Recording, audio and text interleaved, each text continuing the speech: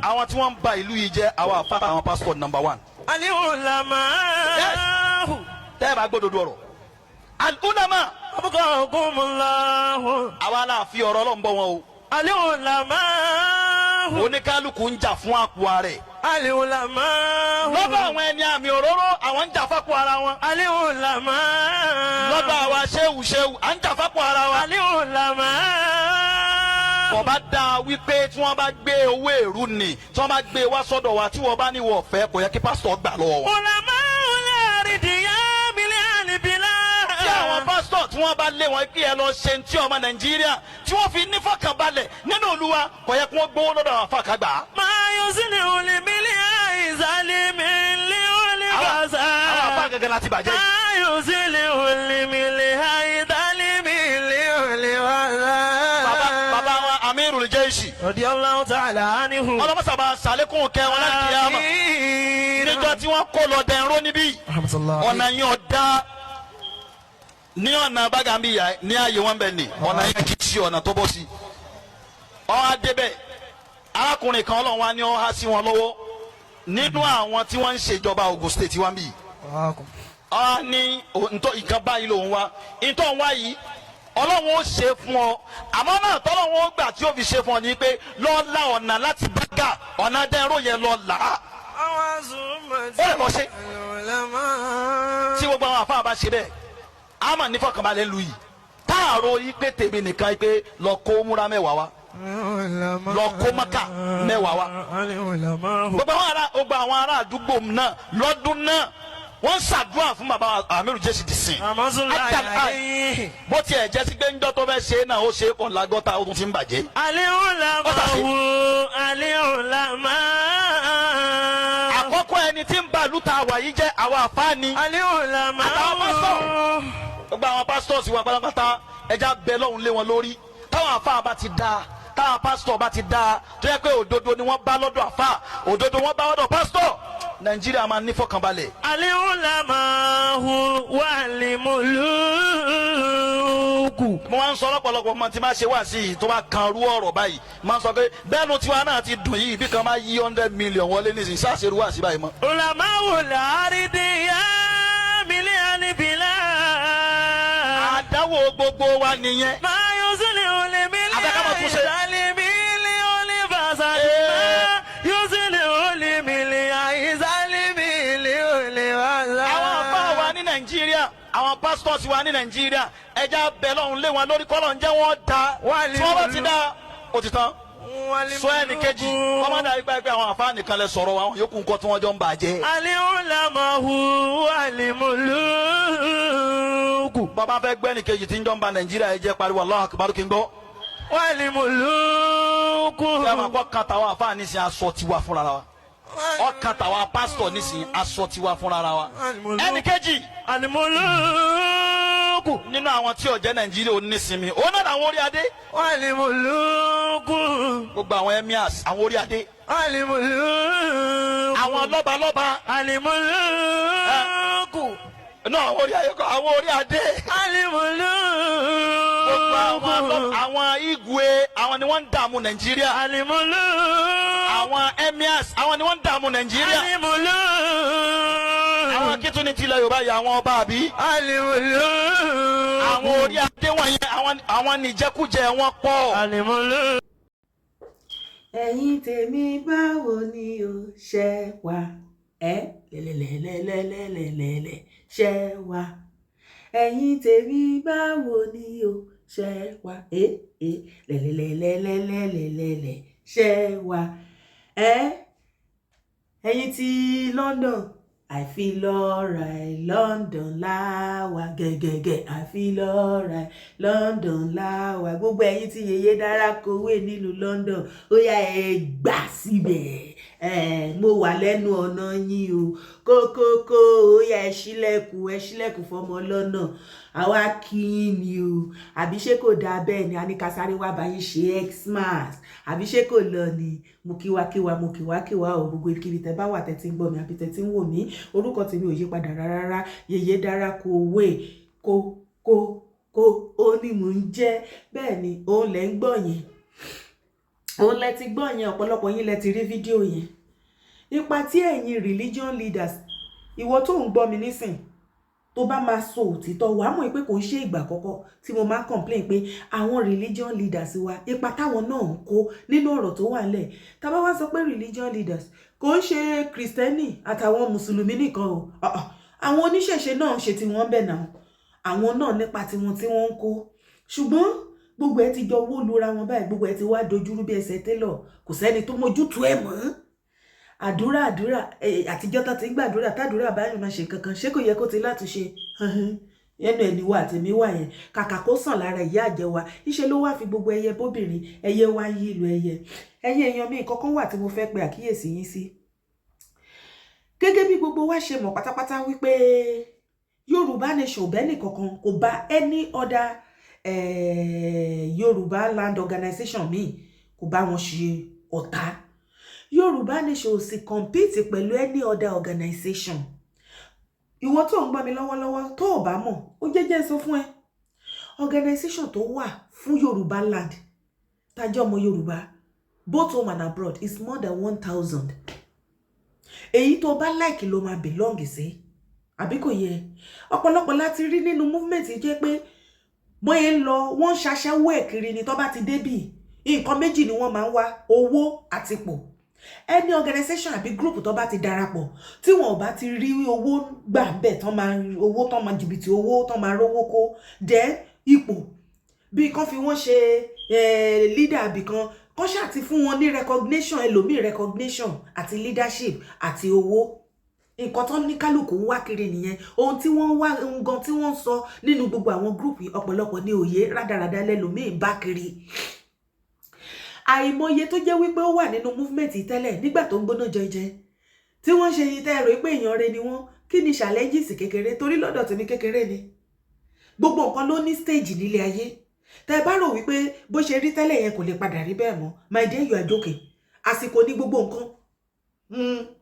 Ṣùgbọ́n tí ẹ bá ti wá débì kan, tẹ́ rí wípé bí wọ́n ní challenges kékeré àbí kẹ̀ nǹkan gan tẹ́ torí ẹ̀ darapọ̀, tẹ́ ẹ bá ti rí, ẹ sá dànù, ẹ wá sáré lọ darapọ̀ mọ́ group míì àbí organization míì, ẹ wá máa run group tẹ́ ti kúrò, àgàgà Yorùbá nation, ẹ máa run ẹ̀ down.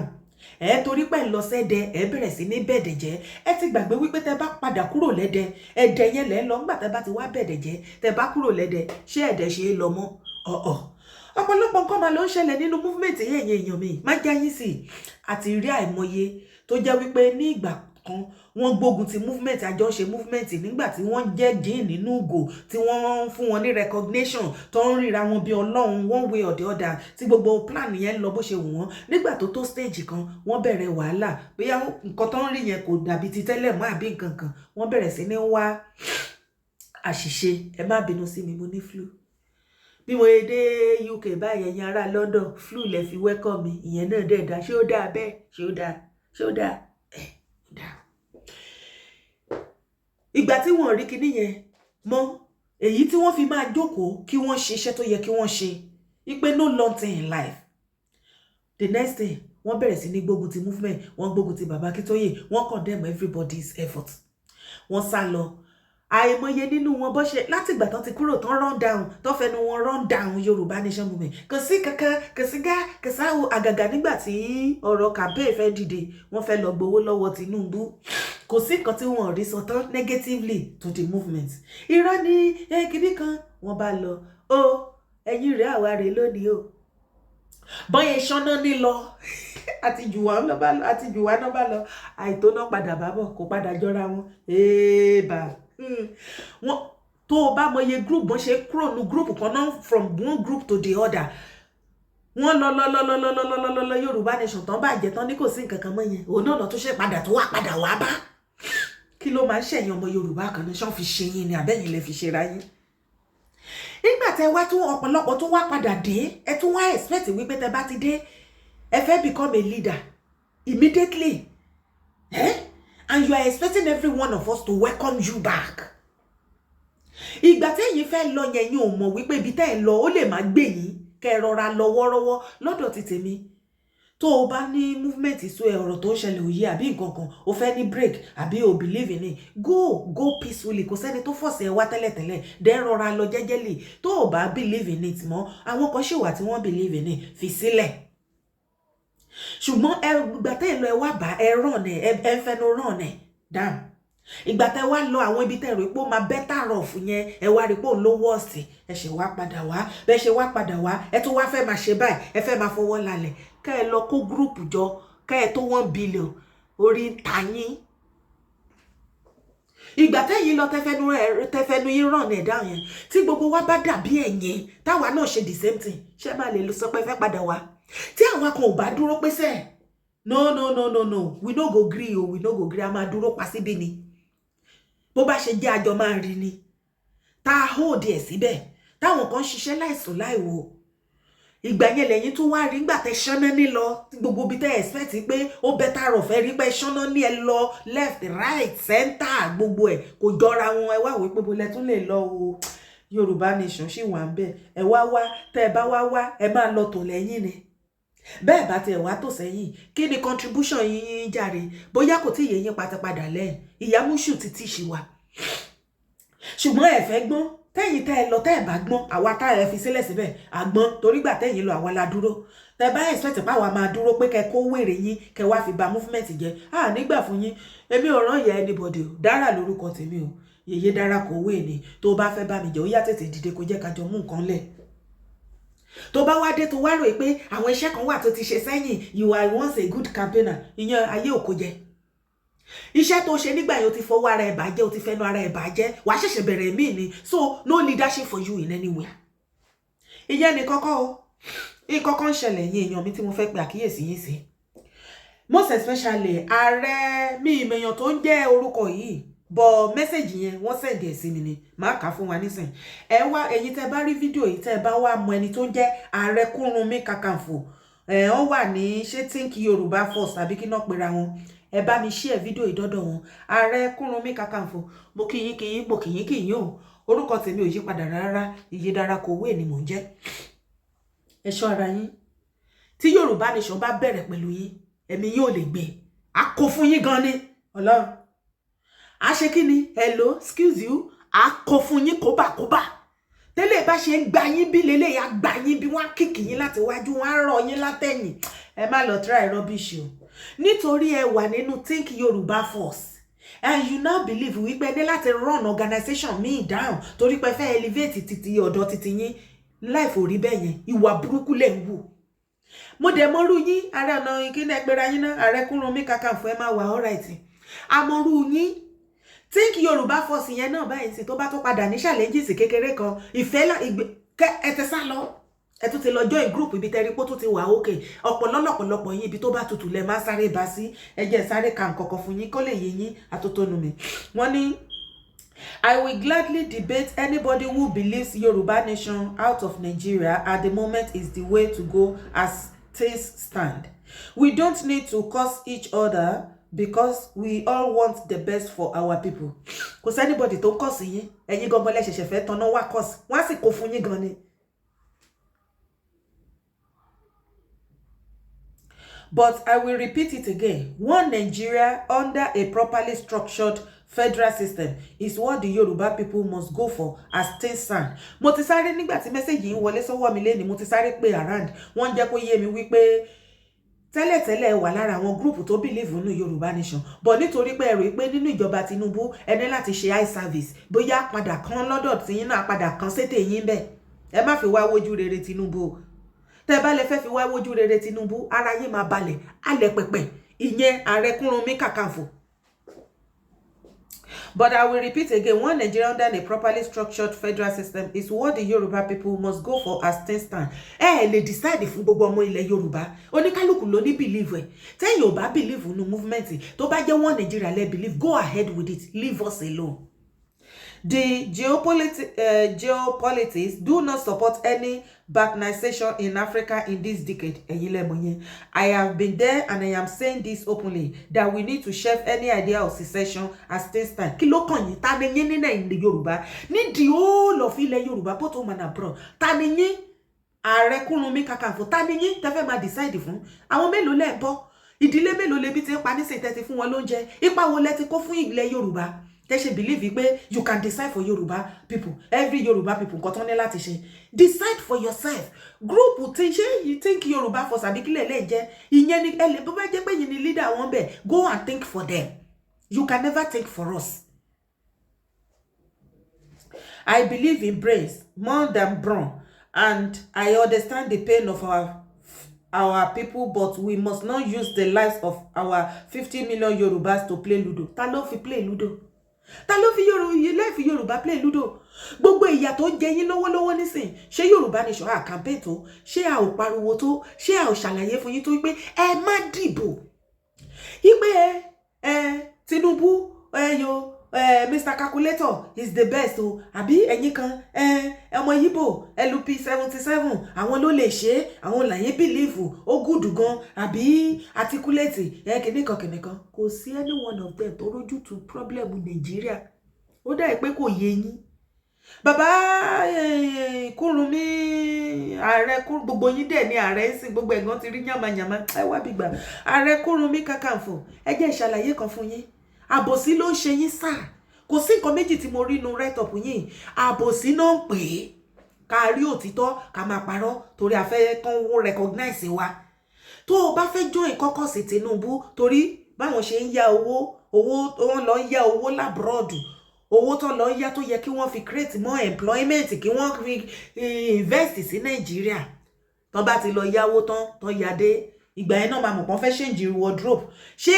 ìrítà ẹ̀rí Nigeria of today ìrítà ẹ̀rí gọ́ọ̀mẹ̀ntì bàbá Tinubu àti gọ́ọ̀mẹ̀ntì Tinubu àti bàbá Tinubu olódòdẹ fúnra lára wọn ṣé ẹ rí wọn nírìí ẹni tó mọ problem ibi tó ti fẹ́ bẹ̀rẹ̀ problem Nigeria no ṣé ìrítà ẹ̀rí bàbá Tinubu wọ́n jẹ́ kó yé yín wípé ọ̀rọ̀ problem Nigeria àwọn lè rí nǹkan kan ṣe sí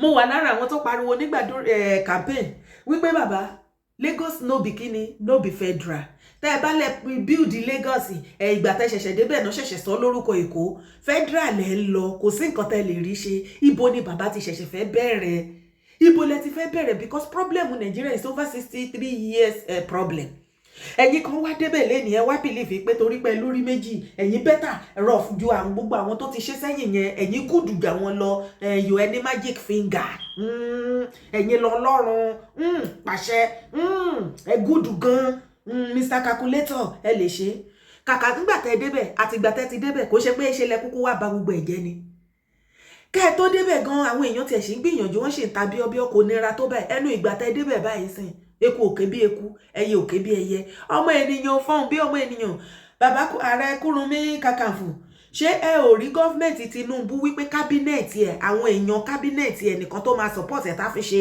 ATS tí wọn ò ní gbógun ti pé wọ́n fẹ́ yọ òun ló ń sáfíìsì ni àwọn ni bàbá kí ẹ̀ fún abẹ́yìn ò rí pé gbogbo owó trillion tó lọ ń yá gbogbo billions everything ṣé ẹ ò rí pé àpapẹ́ ni wọ́n fi ń ṣe láàrin ara wọn mẹ̀kúnnù wo lórí géènì bẹ́ẹ̀ bóyá kò yé yín bàbá Kurunmi kàṣà nǹkan mi ìwà bu yín o àlàyé ọ̀rọ̀ tí ò yé yín ni mo ní kí wá ṣe fún yín o mi ìmọ̀ èjì yín tẹ́ bá tó bí mi lọ́mọ ọmọ lè kọ̀rẹ́ẹ̀tì bàbá ẹ̀ kò sí jà bẹ́ẹ̀ ọ̀rọ̀ ìjà kọ́ mi sì bu yín ohun tí ò yé yín ni mo fi ń yé yín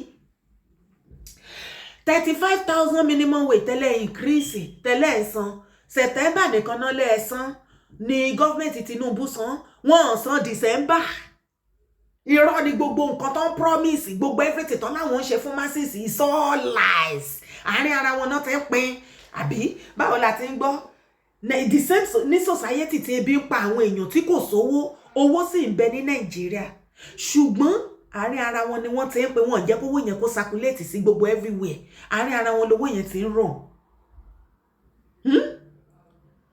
èyí tó yẹ kí bàbá Tinubu nǹkan tó gbogbo promise tí wọ́n promise everybody kò sí kankan tán mú tó ṣe wọ́n kàn ń jánu ní gọ́fìmẹ̀ntì irọ́ ò ní gọ́fìmẹ̀ntì bàbá Tinubu fake gọ́fìmẹ̀ntì wọ́n pa fó irọ́ Láyà Muhammed ò parọ́ tá gọ́fìmẹ̀ntì Tinubu tiyín bá yín gan ni o tiyín bá yín gan ni o kìkìdá irọ́ from head to toe àbí ẹni Nàìjíríà ó ní financial problem ẹ fò sókè ẹ lọ yáwó látàbúrọ̀dù ń bí ẹ kówó wá Nàìjíríà a normal person kò ṣe pé ó yẹ kó invest owó ni kò yẹ kó invest owó ni Kàn fi support economy, kàn build the economy and all this thing.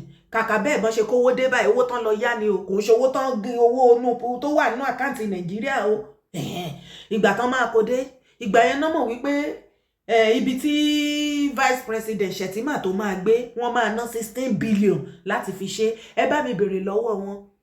Ilé ibi tí Baba Bintin tí wọ́n gbé vice president Buhari, Baba Bintin tán kúrò, ibi tán gbé yẹn wọ́n ti dàwó àbí wọ́n ti wó lulẹ̀, kò ṣe renovate mọ́, wọ́n fi ṣe yín. Ẹ rọra fún ní 16 billion kó lè jẹ́ kẹ́ rí ilé ayé ṣe, ẹ rọra jù sí tiẹ̀ náà, ẹ fún ní share tiẹ̀ wípé ìwọ náà gbá tiẹ̀. Àbí báwo la ṣe ń ṣe tẹ́ ẹ̀ share how many billion fún Baba Gbaja office? Ẹ wá mú gbogbo owó the first one tẹ́ kọ́kọ́ lọ yá, ẹ fi ra mọ́tò fúnra yín, ẹ wá máa tó convoy, ẹ máa ṣe bí Ọlọ́run, ẹ máa kulẹ̀ lọ, ẹ máa kulẹ̀ bọ̀, ẹ máa ṣe rádaràdà, ẹ máa ṣe rándanrandan, àwọn èèyàn ń kú lọ, kò kàn yín, ọmọ yín ṣe yánmayànmá, gbogbo yín ẹ̀kan ṣe rándanrandan. Bàbá Kurunmi ẹ̀yin ò rí gbogbo yẹn, ẹ̀yin wá sọ you don't believe in Yoruba nation, we should not waste about 50 million. It is irọ́, bàbá, miscalculate. We are more than 50 million, we are even more than 100 million. Ẹ̀yin think Yoruba first ni mo fi message ránṣẹ́ sí. Ẹ lọ ṣọ́ra yín o, ẹ má jẹ gbà o, ẹ má jẹ gbà. Tí mo bá tún rí tẹ́ tó try láti sọ pé fẹ́ watch Yoruba nation movement down. Ṣé mo yí pé fọ́ọ̀tì àwọn èèyàn kan ohun tí ẹ̀yin ò lè ṣe làwọn kan ṣe yẹn, ẹ̀yin wá fẹ́ máa watch it down because you want to make your group known to people that you are the best or what? For your information, you think Yoruba first. Tí ẹ ò bá tètè bá Aare Kurunmi sọ̀rọ̀ àti the other guy, màá kà yẹn náà fún yín sìn. A kó ìyà jẹ yín, a sọ yín lórúkọ burúkú. Wà lẹ́ think Yoruba first group, ẹ máa ní problem. Ẹ máa ní problem tó máa lọ fà. Tí ò bá yé yín, ẹ bẹ́ ọ̀yà ni yín. Kò sí èèyàn àwàgbò sọ pé a fẹ́ wá sí think Yoruba first. Ṣẹ́yìn nìkan lẹ́rìí pé organization tó wà ní movement tó wà ní Nàìjíríà tó wà fún Yoruba land. Wọ́n pọ̀ ṣalalu. And for your information, take Yoruba first. If you ever think Aare Kurunmi àti gbogbo ẹ̀yin tó kù àǹkó, tẹ́ bá ever rò wípé Yoruba nation compete pẹ̀lú yín, ẹ̀yin ni kẹ́ súnmọ́ wájú kẹ́ lọ máa ṣe competition pẹ̀lú other group. As far as I'm concerned, mi ìmọ̀gbà tí Yoruba nation tó ṣe competition pẹ̀lú any other organization, we are not competing. Àtúnṣe làwa wà fún. A ṣe dáadáa o, a ṣe dáadáa, ẹ gbájúmọ́ tiyín. Ẹ gbájúmọ́ tiyín. Ìyẹn ni kọ́kọ́. Ìkejì tún ìwà ń bẹ náà. Ó ní Aare Kurunmi Kakanfo ní this is the problem. Think Yoruba first organization is not Yoruba nation first movement. And mọ̀ yín bóyá kò tí yé yín, mo ṣe ń gbọ́ orúkọ yẹn ni tí mo ṣe ń gbọ́ think Yoruba first yín kò tí ju bí a month plus àbí 2 months. So we don't really know bóyá ẹ exist at all. Ẹ gbájúmọ́ ṣe yín nǹkan tẹ́lẹ̀ dúró lé lórí òní kẹ́ fèsì. Tẹ́ bá ń wá competition, we are not for that. Ṣùgbọ́n tẹ́ bá lè fẹ́ ṣe wàhálà, ó dá náà ẹyẹ máa bọ̀. Ṣùgbọ́n àwa níbẹ̀rẹ̀ tí yín kẹ́ wá máa sọ wípé orí ń ta yín o, torí a máa lẹ̀yìn lóko from afar. A gbé yín rìn gan ni o. Ọlọ́run, we go carry you go where you know. Now, honey, this is the problem. Think Yoruba first organization is not Yoruba nation first movement. Nobody cares.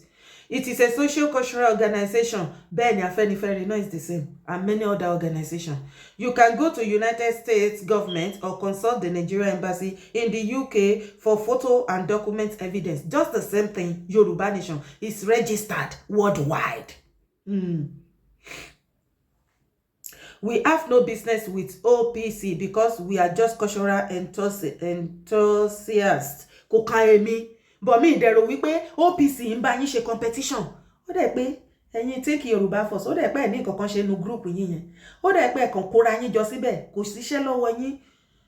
Mọ nǹkan tẹ́ fẹ́ ṣe. Torí tíṣẹ́ bá wà lọ́wọ́ yín ni. Gbogbo ilé ìtẹ́kọ síbí is a bunch of rubbish. Rádaràdà lẹ́kọ síbẹ̀. Ta ló ń bá yín jà? Ta ló rí ti yín rò? Ta ló mọ̀ bóyá ẹ̀ ń dún? Ta ló mọ̀ yín? Ta ló kí ẹ̀ nípa yín?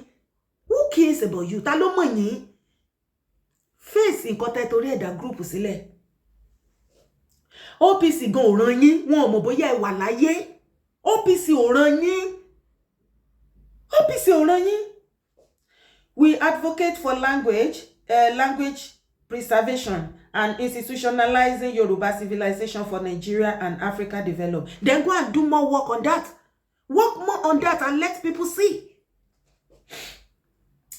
Think YorubaFirst.org. That is our website. You can learn more about what we do. For this little one, Kosibi, wallahi, I don't want to know anything about your group, organization. No. Oh, I want you. Rubbish in it. Tẹ́ bá rò pé mọ àwọn other organization rubbish, wallahi, ní rubbish. Think Yoruba Force tẹ́ pera yín. Fi sínú ẹ̀rẹ̀, pò mẹ́rẹ̀. A lè koko gan. Elebani òun jẹ́ Victor Abisoye. Ó ní I am saying even OPC of Gani Adams and Frederick Fasheun has more plans than this Yoruba nation. Yoruba first thing you I am saying even OPC of Gani Adams and Frederick Fasheun has more plans than this Yoruba nation. Yoruba first thing you people are selling. You all have no long game, just a resistance and don't even know exactly what you are resisting. Ní láti mọ̀ torí pé ọ̀tá ẹni kì í pòdò ọ̀yà. Mọ̀ náà nìyẹn Ọlọ́run padà jẹ́ kẹ́ mọ̀ ẹ̀dẹ̀ lè mọ̀ láéláé. Èyí tẹ́ gbé dání tó bá yé yín ni ẹ̀yin lẹ́yìn ò mọ̀. Ṣé ẹ̀yin tí understand ti think Yoruba Force tẹ́lẹ̀ gbé dání? Mi rò pé gbogbo yín tẹ́ wà ńbẹ̀. Nǹkan tẹ́ ń ṣe mi rò pé ó yé yín. Ríṣẹ́ ṣe, tẹ́ bá ríṣẹ́ ṣe, ní máa ṣe competition lórí social media. Ta ló mọ̀ yín? Ta ló gbóhùn yín? Ìgbọ́ yín rí. Àìmọye organization tí mo mọ̀ tó wà fún ilẹ̀ Yorùbá wallahi think Yoruba Force is the last. A ní mo ṣẹ̀ṣẹ̀ ń gbọ́ kò tí pé 2 months. Ìmọ̀ kankan nípa yín nobody mọ̀ nǹkan tẹ́ ń ṣe. Ẹ lọ wá bí jókòó tẹ́ bá rò wípé ẹ fẹ́ máa fi Yorùbá nation pa. Lójú ṣe fẹ́ gbọ́ ẹ̀yin èèyàn mi. Ṣé rí àwọn tó ń sọ̀rọ̀ yìí wọ́n ti fìgbà kan wà ní Yorùbá nation movement nígbà kan o. Ṣé rántí àwọn Sàlàkọ́, architect Akínọlá George, Chief Afọláṣadé, Ọ̀túnba Afọláṣadé, àjẹ́ 5. Wọ́n ti jọ wà nígbà kan ní tí gbogbo wọn wà ní movement Yorùbá nation. Ṣé ráyé wọn? Ṣé you dey see their life? Wọ́n ti fìgbà kan advocate nínú Yorùbá nation tán gbé sórí o. Ṣé ti rí báyé wọ́n ṣe rí? Wọ́n wá máa ṣọdẹ, wọ́n ṣaṣẹ́wó kiri. Ẹ̀yin wò, ẹ̀yin odò tó tójú ẹni ṣú ni yín, òkùnkùn yín ò lè kò ṣòro rìn. Ẹ jẹ́ sọ fún yín lẹ́ẹ̀kan sí ẹ jẹ́ gbà o. Ẹ̀yin tẹ́ bá mọ àwọn think Yoruba Force yìí, ẹ̀yin tẹ́ bá wà òkè ńbẹ̀ tí ọ̀rọ̀ yé yín. Ẹ bá mi wọ́n àwọn kan wọ́n máa kó ìyà jẹ yín. Ní fẹ́ ní problem lórí social media yìí. Ọlọ́run ọba ń gbọ́ tí bá jókòó lórí màtá yín á sú yín.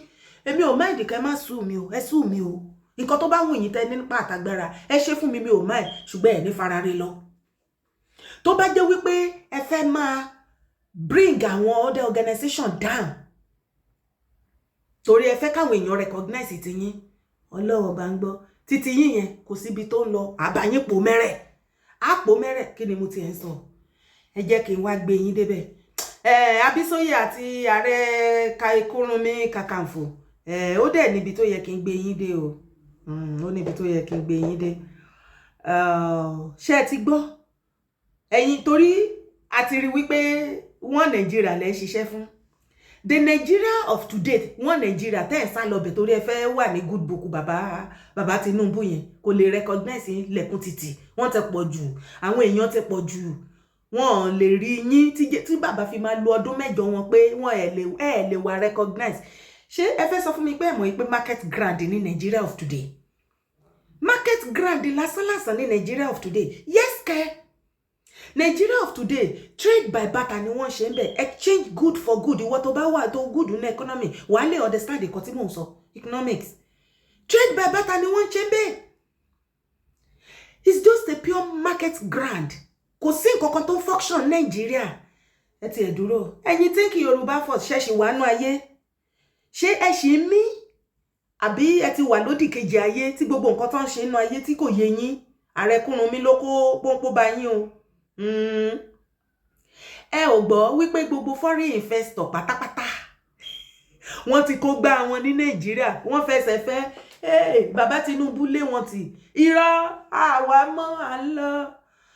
Gbogbo ṣé mo yẹ àwọn tó ti sọ dalẹ̀ níṣẹ́ again. Mo ń bá yín sọ ni o torí ó dẹ̀ pé kò fẹ́ yé yín kí lè ṣàlàyé yẹn kó yé yín dáadáa.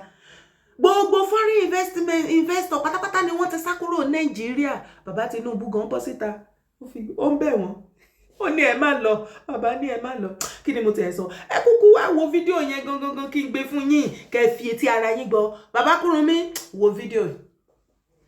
First, we had GSK saying they are shutting down productions in Nigeria. Yes, GSK are the makers of things like your Panadol, your Sensodyne toothpaste. As we're still getting used to that news, then came Sanofi saying they are ceasing operations in Nigeria from next year, 2024. Yes. Now, Procter & Gamble, P&G, have announced that they are ceasing operations in Nigeria, production in Nigeria. Voila! For those who do not know Procter & Gamble, they are the producers of your Ariel, Always, Pampers, Heads and Shoulders, Oral-B toothpaste. So all these things they're going to stop producing them in Nigeria. The question is, why are these companies leaving Nigeria? Is it because of the president? Or is it because of you or me? Calm down. Let me explain. Let us look at what the chief financial officer said. He said, when you think of places like Nigeria, when you think about places like Argentina, because we have similar issues, it's very difficult for a US dollar denominated company to create value. See this word here, value. Let me break it down for you. Most of the pharmaceutical companies in Nigeria import most of their components they use in making drugs for you and I. How do they source those components from around the world? They open something called an LC with the banks. And when you open an LC, it means that you're trying to source money so that you could pay international organizations and get your goods down to Nigeria. But you and I know that the devaluation of the Naira has been going. Naira has been doing like this. And the central bank has not been liquid enough to attend to everybody. So the central bank doesn't have so much dollar to give everybody at once to settle their claims. So these companies suffer. On top of all that wahala, there is no power for them to run their factories cheaper.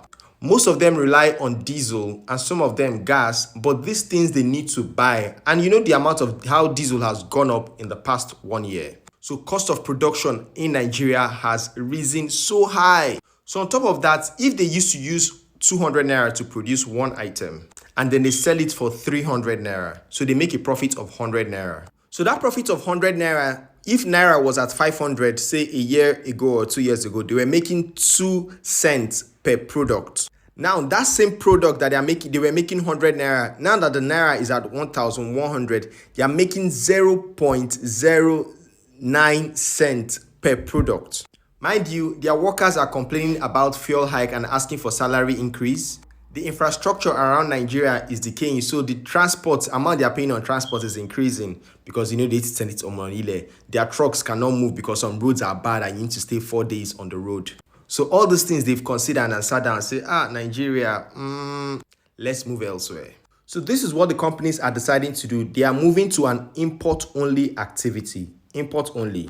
All those products that we are used to in Nigeria, they will now be imported. So whatever cost that they incur from importing it, they will hand it over to us. So if the production comes down to 20,000 Naira for a drug, you should buy 5,000 Naira before. But this has some positives in it. Since local production is very expensive, if they produce abroad and bring down the product, the cost might be cheaper. Might. But with that will come a weaker currency because all of us, we need to buy drugs to survive when we're sick. So it means that we're going to be trading Naira for dollars and that will weaken the Naira because a lot of pressure. So either way, it's not an interesting time for the government. It choke everybody. There's another school of thought that is saying that there are local competition that have come up to replace some of these goods. And so they are no longer as competitive as they used to be. So because they cannot fight those competition, that's why they are leaving. Some of these companies have been in Nigeria for 30 years, so let's not forget that. Whether you're for the side that is saying that there are substitutes, that's why these companies are leaving, or you are saying the government needs to do better, all of us can agree on one thing. The ease of doing business in Nigeria is not there. It is difficult to run businesses in Nigeria at the moment. As a matter of urgency, the government needs to address number 1, power. Number 2, security. 3, infrastructure. How would some goods be staying 4-5 days? There are certain sections of Nigeria that are not passable by, we don't have trains, by trucks, because they are stuck there for 5-6 days. Abba. We shout out to the government. We all know that we're looking for foreign investors to come, but how will investors come in when the ones that are here are trying to leave? It sends a bad signal to them. That's affecting the value of the naira for you and I. So my dear people in government, I know it's not easy for you guys, but please, we need to put on our thinking cap on ways around this. Let me hear your thoughts about what you think can help the economy at the moment in the comment section. For more videos on banking, economy, and fintech, hit the follow button. I hope you like to appropriate more money to feed animals than to feed human beings. Ṣé ti gbọ́ Ààrẹ Kurunmi mo rò pé torí mi fẹ́ kí fídíò igun jù ni o fídíò pọ̀ bàjẹ́ kí ni mo wí fídíò yapa torí mo rí wípé nǹkan tẹ́ fẹ́ àbòsí ni mi like alábòsí ni yín sá Ààrẹ Kurunmi Kakanfo àbí kí lẹ pé ẹ̀yin think Yoruba first ẹ wọ́n ọ̀nù ẹ̀ àtàwọn tó kù ẹ ṣáná ẹ wò ẹ yí ọwọ́ bí arú ti yín gbàbí tẹ́ lọ tẹ́ bá rò wípé you are coming for Yoruba nation ẹ fẹ́ tẹ́ ẹ jẹgbá orí àtàyín gan ni orí àṣekí ṣe wá fẹ́ gbọ́ we need each other bàbá Tinubu tẹ́ torí ẹ̀ tẹ́ ń wojú rere èyí tó bá bàbá Tinubu bàbá Kurunmi ẹ̀yin lẹ́ni mẹ́sẹ̀jì gbogbo fídíò yìí o ẹ̀yin Yoruba ẹ̀yin think Yoruba first ẹ̀yin lẹ́ni ẹ má wá o don't come for Yoruba nation rárá kò jọ ṣé Tinubu wá rí ṣe ni ṣé Tinubu mọ bí bàbá Tinubu mọ bí tó ti fẹ́ bẹ̀rẹ̀ ṣáwọn ni wọ́n bá débi ni 63 years ago ṣé tí mo yé olórí ta ti jẹ́ tó ti wá tó ti lọ tí gbogbo ẹ̀ ti pile up magic hand wo ṣebí ìyàwó wọn ti fi gbé ta be patient be more patient with my husband doesn't have any magic hand magic finger gbogbo foreign investor wọ́n ti ya dànù ẹ̀yin think Yoruba first mi rò pé ìyẹn ẹ ríro láyé yín mi rò pé ó ní ìtumọ̀ kan sí yín létí ṣé mo yẹ àwọn tó ti lose iṣẹ́ ṣé mo yẹ bí tí ìyá máa jẹ especially ní Christmas yìí ẹ̀yin think Yoruba first family mélòó lẹ dá sí family mélòó ẹgbọ́n nǹkan tí Yorùbá tí bàbá Tinubu tẹ̀ nítorí ẹ̀ tẹ̀ ń wojú rere ṣé nítorí owó tán lọ ń yá tán pín káàkiri láàrin ara wọn lẹ́yìn náà ń dúró dé bàbá Tinubu ní we need each other. President Tinubu begs multinational companies not to leave Nigeria. This was as he said, no obstacle was too big to be removed to make Nigeria a safe haven for large-scale investment. President Bola Tinubu on Thursday implored multinational companies operating in Nigeria that his administration was determined to remove all bottleneck to the smooth running of their businesses. Ẹjọ́ ẹ bá mi bèrè lọ́wọ́ ó dẹ̀ pé mo nǹkan tẹ́ ń sọ President Tinubu with due respect sir. Bàbá mi ọmọ ọlọ́dọọdẹ àwa la lè sòótọ́ fún yín kò ń ṣàwọn Yorùbá think Yorùbá first irú Kurunmi Ààrẹ Kakanfo àbí kí náà pera wọn yìí wọn láìkì yín irọ́ náà pa ibi tó bá ti rí jẹ ní anywhere bẹ̀lẹ́ fèsì ni wọn láìkì yín àwa yìí la lè sòótọ́ fún yín kó má bàjẹ́ kẹ́ lè rí nǹkan anything bọ̀ kò sí kankan náà tẹ́ máa àwa la lè sòótọ́ fún yín bàbá ẹ̀yin gan lẹ lé wọn lọ ìjọba Buhari ò nira tó ti yín lẹ́nu ìgbà tẹ́ débẹ̀ ara ti ní aráàlú ó ti le jù ẹ be calming down wàhálà yín ti pọ̀ jù bàbá Tinubu ẹ fẹ́ báyé jẹ́ ṣé ok ẹ débẹ̀ so gbogbo nǹkan tó ti bàjẹ́ over 63 years yẹn àárín ọdún mẹ́rin ẹ fẹ́ ṣe ibo náà ti ń ṣerú ẹ̀ ẹ̀yin àbí kò ṣe December bàbá Tinubu tẹ lọ yá trillion something tẹ́ ń pin láàrin ara yín tẹ́ ti ń ra mọ́tò tẹ́ ń ṣéǹjì wardrobe tẹ́ ń túnú léṣe tẹ́ ń ṣe oríṣiríṣi tí ò sí nǹkan gidi kan tẹ́ ṣe fún aráàlú bẹ́ẹ̀ ni wípé kò tó ẹ fẹ́ máa fi Nàìjíríà ẹ fẹ́ máa fi wé developed country ṣé Nàìjíríà wà developed ni àwa la wà backward jù torí kò sí nǹkan ẹyọkọ̀ bẹ́ẹ̀ tí Nàìjíríà ń produce yàtọ̀ fún mineral resources tẹ́ ń kó tà gbogbo bẹ́ẹ̀ dẹ̀ ṣe ń tàn náà building kankan kò sí ordinary toothpick Nàìjíríà ò lè produce níbi tẹ́ ṣe useless dé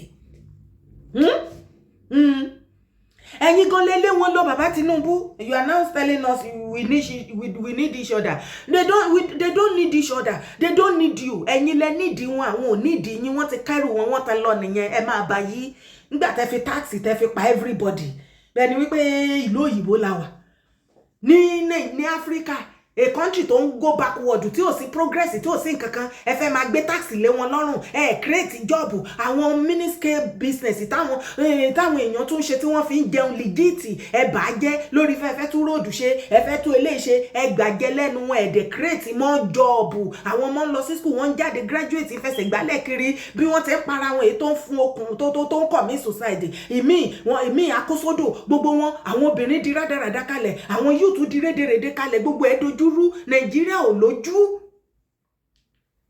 kò ń ṣe yẹn nìkan bóyá kò yẹ yín dáadáa ni ẹ jẹ́ tó wá sọ fún yín ìwọ tó bá àwa tá wà labroad bàbá Tinubu wicked bàjẹ́ ẹ̀yin tó wà Nàìjíríà wọ́n gbàjẹ́ lẹ́nu yín wọ́n nà yẹn lára àwa Nàìjíríà sì ta tó wà labroad bàbá Tinubu kó bá wa wọ́n fàyè ni wá lára ìwọ̀nba business kékèké ta tún lè ṣe wá sí Nàìjíríà ta lè ṣe láti Nàìjíríà wá síbí wọ́n ti fi tax bá everything jẹ́ exchanging rate ìwọ tó bá lọ ń wò pé CBN nìkan ní magic hand kan àbí magic finger kan tí wọ́n máa ṣe tí everything tí exchange rate á fi wà normalize kò lè normal wọn ní sòótọ́ fún yín I will tell you the truth kò sí country tó bá ti ń yáwó bó bá ṣe ń yá owó yẹn ni owó wọn máa bàjẹ́ sí ṣé ẹ̀dẹ̀ mọ̀ pé Nàìjíríà owó tó lọ yá kò ṣe fún invest ẹ̀ kó lè mọ ní o tó bá fún ẹ ní irọ́ CBN the new governor CBN governor ó mú gùdù ó ṣe gbọ́ kò sí nǹkan tó lè ṣe lẹ́yìn kan máa jánu fún yín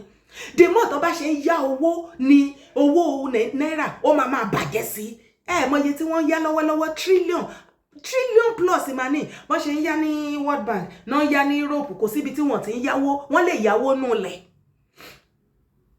owó tí wọ́n yá tí wọ́n invest wọ́n pẹ́ láàrin ara wọn bàbá ṣe ni wọ́n fún yàwó àfàìmọ̀ kan kí màmá Fọláṣadé ọ́fíìsì mọ́mi Fọláṣadé gan gbowó tí wọ́n kọ̀ọ̀ká síta ní ajálẹ̀ wọn gan gbà tí yín bá yín a sọ fún yín mo pariwo fún yín mo lẹ́yìn ọmọ Yorùbá ẹ má dìbò kó ṣe pé mo hate bàbá Tinubu torí kò sí nǹkan tí bàbá Tinubu lè ṣe ńbẹ̀ so ẹ fẹ́ sacrifice ayé yín àtàwọn ọmọ yín life yín ẹ fẹ́ sacrifice fún Tinubu family ẹ gbọ́ ṣe bí òun lè wà ńbẹ̀ sìn gbọ́ ẹjọ́ gbogbo bí nǹkan hardship ṣe mú wọn Nàìjíríà sìn ṣe yìí mọ̀ bóyá hardship wà níbì kan ṣé bàbá ṣe Fọláṣadé Tinubu Òjó ṣó mọ̀ bóyá hardship kan wà níbì kan ẹ̀yin lè ń jìyà ẹ̀ẹ́dẹ̀ tí ìjìyà ẹ ṣẹ̀ṣẹ̀ fẹ́ bẹ̀rẹ̀ ìyà ẹlẹ́lábòsí ni ara yín á balẹ̀ ojú yín á já ìwọ tó o bá tún ṣe àwọn tó tún ṣe business mọ́tò pé wọ́n ń gbé mọ́tò lọ́lé kò ṣeé ṣe mọ́ o tó o bá gbé mọ́tò torí mo máa ń báyàn ra mọ́tò à bá wọn ra bus everything truck gbogbo ẹ̀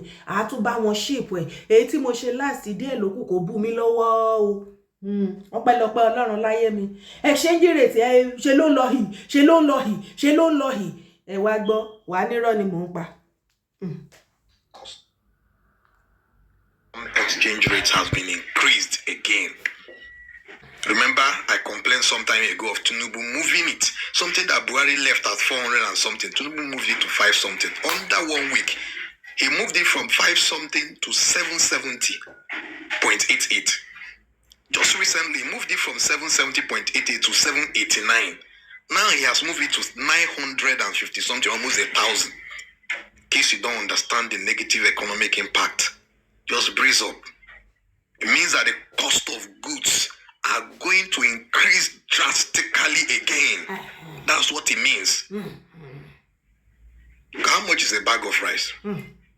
How much is baby food? How much is a tin of milk? And people have been complaining. People can't afford these things at this price. And all he could do is to change the custom exchange rate again. So what this literally means is that the custom duties are going to be increasing. And it's going to reflect on the price of commodities. Because over 90% of the things we use in this country are all imported. Do you understand the cost implication? On this day, 7th of December, I tell you, every single person that contributed in any way to bring Tinubu to power, to tribalism. Ibi tí wọ́n ti sàsọ bàjẹ́ nìyẹn tó bá jẹ́ òbí wọn lẹ́yìn náà ló wà bẹ́ẹ̀ á ṣe the same thing. Àní Nàìjíríà ti bàjẹ́ kò ṣe é repair. Èwo lẹ gbọ́nú ẹ̀. Okay, ìwọ tó believe pé ṣe la hate èèyàn kan. Wo ìwọ náà ó yá jókòó kó wo situation kó wo sàkún Nigeria of today. Jọ̀ọ́ mo bi ẹ́ ṣé ó fún ẹ ní hope future ṣé ìwọ rí future ní Nàìjíríà àwa wí tán wọ́n ní renewed hope ṣé dókòó kó wo bí situation Nàìjíríà ṣe ń lọ ṣé orí traces pé hope wà bẹ́ẹ̀ no if you like believe in Yoruba Nation movement pé ká pín kó ní kálukú ṣèjọba ẹ jẹ́ kó ní kálukú dá dúró kó ní kálukú ṣèjọba ẹ torí ó ti wá hàn gbangba wípé bó ṣe kó wá papọ̀ by fire by kó move forward kó ṣe nǹkankan ó fi ara ní everybody ní tẹ́bá wá sọ wípé dandan nǹkan ẹ̀yin lẹ́mọ̀ mẹ́sẹ̀jì ẹ bá mi pín kó dé ọ̀dọ̀ Yoruba Force àbí think Yoruba Force especially Aare Kurunmi àtàwọn àkó wọn yẹn bóyá little analysis tí mo ṣe fún yín á jẹ́ kí ọ̀rọ̀ kó yé yín tẹ́ bá rò pé gbogbo wa la sùtà sórí síbì kan náà ẹ má jẹ́ rí mo ti wà lórí Twitter yín o ìjọ tí mo bá rí tẹ́ ẹ bá tún try ẹ̀yin think Yoruba Force any one of you tẹ́ ẹ bá tún try láti sọ pé fẹ́ ràn Yoruba Nation down ẹ jẹgbà gbogbo information yín ni mo ti ń wá ó ti tẹ̀ mí lọ́wọ́ máa jókòó lórí màtá yín ẹ kéré láti run effort àwọn èèyàn kọ̀ọ̀kan down ẹ̀yin ò believe nínú Yoruba Nation yẹn kò jẹ́ dandan gbogbo akọ́lá máa believe tí bá dé rí yín tẹ́ try láti run effort àwọn OPC down ẹ jẹgbà at the same time kò sí organization kan tó ní right láti run any other organization down do your own and let others do their own àbí kí ni gbogbo rádaràda lẹ́yìn tẹ́ ti jẹ́nu Yoruba Nation tẹ́ ti mú àbí ẹ rò pé àmọ́ story yín ni ẹ fẹ́ jẹgbà Ọlọ́run ẹ̀dẹ̀ máa jẹgbà àwọn tó mọ̀ yín kan wọ́n nu yín o take Yoruba problem àbí kí lẹ pera yín ẹ máa ní problem gan problem yín máa go far Ọlọ́run Yoruba fídíò yẹn ti ń gùn ẹ jẹ́ kí n fi dá dúró ń bì tó ẹ̀yin tèmi tó bá wá fẹ́ help mi tó bá dí fídíò ìbá dọ́dọ̀ ẹ̀ má fi ṣe ọ̀dọ̀ ẹnìkan náà bá mi pé káàkiri gbogbo ibi tó lè bá mi pè sí jẹ́ kí wọ́n gbọ́ jẹ́ ká bẹ̀rẹ̀ sí ní ṣíra wa ká ṣí ara wa níyè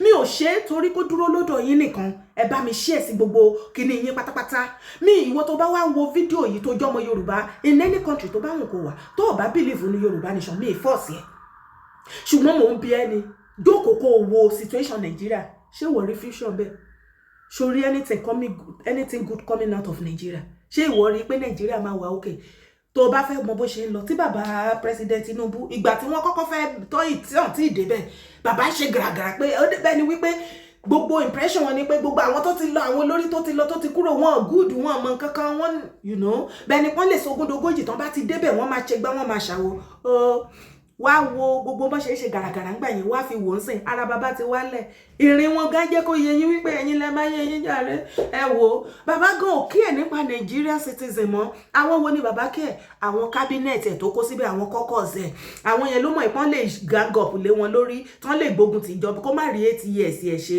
so àwọn ni bàbá ń settle gbogbo owó tí bàbá ń yá káàkiri all over the world cabinet ẹ̀ ló fi ń bẹ̀ òun ló ń kówó fún wọ́n yẹn ralé náà ra mọ́tò fún wọn náà fún wọn lówó holiday Christmas la wà yìí báyìí jọ mò ń wò ẹ́ òun wò mí òun gbọ́ mi bó ṣe ń wò mí mi ìrí ẹ̀ ìwọ lórí mi mo bi ẹ́ ṣé Tinubu ti ṣe nǹkan tó máa fi ṣe ọdún fọ́mọ ẹ torí ọ̀pọ̀lọpọ̀ yín báyìí lẹ́yìn iṣẹ́ mọ́ iṣẹ́ ti bọ́ lọ́wọ́ yín ṣùgbọ́n mo fẹ́ kó o mọ̀ ní lẹ́ni wípé gbogbo cabinet ẹ̀ pátápátá mílíọ̀nù náà máa fi sínú àkáǹtì wọn fún Christmas wọ́n á tún ṣí ẹ̀ ráìsì wọ́n á ṣí ẹ̀ òróró wọ́n á ṣí ẹ̀ everything wọ́n á ṣí ẹ̀ iyọ̀ wọ́n á ṣí ẹ̀ magi ṣó ṣí ẹ̀ dọ́dọ̀ ẹ̀ jókòó síbẹ̀ kó máa ṣàbòsí ń bẹ̀ take Yoruba Force how market family mélòó láàrin give away yín tẹ́ bá ti ṣe gbogbo give ẹ jẹ́ kí rí ìkọ̀tẹ́ ṣe kí lè mọ̀ bá mi pín fídíò yìí mo wá dúpẹ́ lọ́wọ́ gbogbo ẹ̀yin tẹ́ ń bá mi fọwọ́sowọ́pọ̀ ẹ ní dálé ayé ṣe ìwọ tó bá ti bá mi subscribe sórí YouTube channel mi àti Yeye Darakowe TV kokoko kí ló ń dúró ṣe náà bá mi sọ fún ọmọ mi bá mi sọ fún daddy uncle auntie cousin everybody your colleagues ẹ bá mi gbọ́wọ́lé ẹ bá mi subscribe sórí YouTube channel